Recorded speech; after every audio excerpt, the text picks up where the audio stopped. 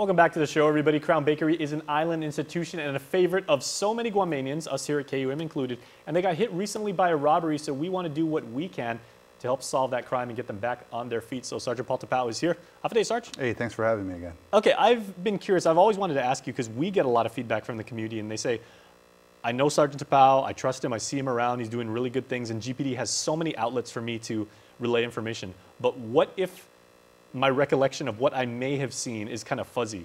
You know, a lot of people say, like, you know, I want to report something, but if my information isn't 100% accurate, I don't want to incriminate the wrong Guamanian and then wind up like irritating that person and then, you know, putting myself in a hot spot. No, you know, that's the major question that people ask is how, you know, if I'm not too sure and everything. And, you know, we tell them, hey, if you saw something. Can I do more harm than help?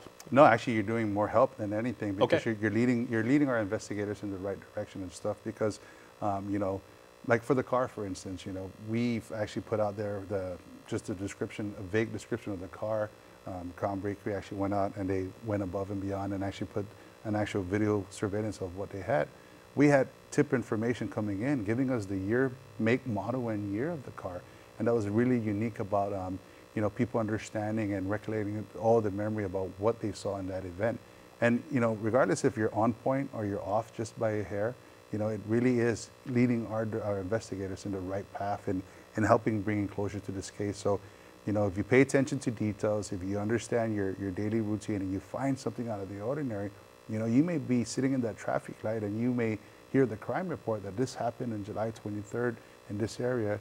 You're going to actually have a what we call a playback of your memory, just running stuff through their head about what actually happened and what actually occurred during that day. So, you know, to the best of your knowledge, whatever you can remember about that incident or any other incident, you know, provide that information, give that information because, again, it steers us in that right direction. Now, I've been with you out in the field, Paul, when you're, you know, even just going around and everything like that. And because you're a cop, right, you always say this all the time. You're like, you know, you got to stay sharp. You got to stay vigilant. How can I learn as a normal citizen how to do that? Because if you walk into a gas station and you see or hear something like suspect and everything, you automatically shift into, okay, like, what's the person wearing? How tall are they? You know, what kind of car did they get into and everything? That's your mindset, right? Because you've been trained that way. If I'm walking into the gas station, I'm thinking, are the powdered donuts fresh? You know, how much is the price of, you know, I've got a million things that I'm thinking of already, plus all of my work stuff, right? How can I stay sharp and, you know, be able to provide the right information to GPD? Really just train your mind, you know, start building that situational awareness. You know, we have to, we're in this state of, you know, society has put us in this state where we actually have to develop a situational awareness in our brain to make us understand that in the event something should happen, this is how I'm going to react. In the event something should happen, this is where I can provide the assistance. And I use it, I play it with my, you know, I play a game with my kids and my family. We look at a car, we look at a common car on the road, and we say, okay, let's break away from looking at the license plate because we can easily get that. Let's pay attention to details. What do you see that's significant that may not be within the car? How else would you describe it? Yeah, absolutely. And, you know, my daughter will come, oh, it's tinted, there's a dent, there's a sticker. What kind of sticker? You know, and it's like, oh, okay. So rather than them just looking at the license plate, because the majority of the time, 99% of the time when the criminals commit a crime, and I'm going to put this out there, there's usually a fraudulent plate in play with the commission of the crime. So pay attention to the detail. Look for significant, you know, significant markings in the car, something that stands out. A spoiler, a sunroof, the tires, how did it look, you know, what type of tires, you know. It's just paying attention to that, putting yourself in that situational awareness where you can react in the event something should happen and where you can also respond in the event an event did happen. Okay, so say we're just two citizens, right? But if I call you up and say, hey, Sarge, I think I saw something weird. It may have been a coupe or it may have been a sedan.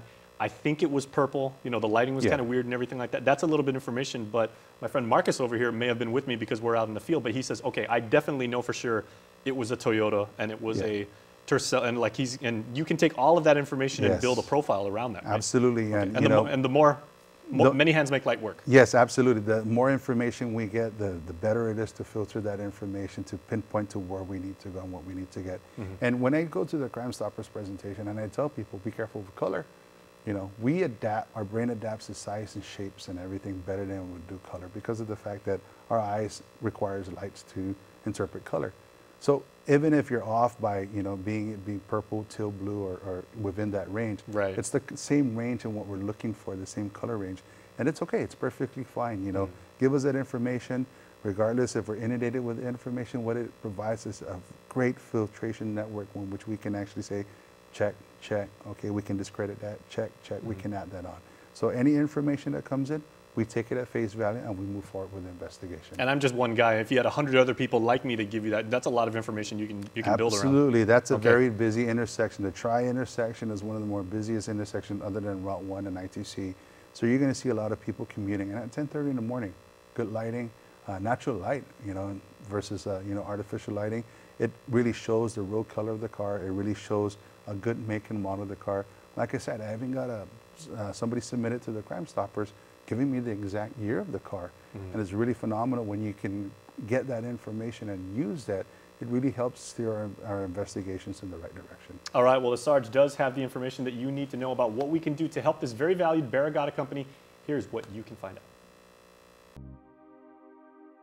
The Guam Crime Stoppers is reaching out to the community for their help in reference to a robbery that occurred at Crown Bakery in Barragata. Now, the preliminary investigation suggests that on Monday, July 23rd, around 10:30 in the morning, an employee from Crown Bakery was walking towards his car when he was approached by an unknown male brandishing a hammer and demanding money. Fearful for his safety, the employee complied and handed the male suspect an undisclosed amount of U.S. currency, in which the male suspect was seen running towards a waiting vehicle, only described as a blue Toyota coupe. The suspect vehicle was seen fleeing towards the rear side of the bakery. As a result of the robbery, the employee was not harmed. The male suspect is only described as possibly Chamorro, having a full beard, and was last seen wearing a red long-sleeve shirt. If anyone has any information about this crime or any other crime, you can call our 24-hour hotline at 477-HELP, that's 4357, or submit a tip online at guam.crimestoppersweb.com. All calls will remain completely confidential, and a cash reward of up to $1,000 could be paid if the information provided leads to an arrest and a grand jury indictment. Your call does make a difference.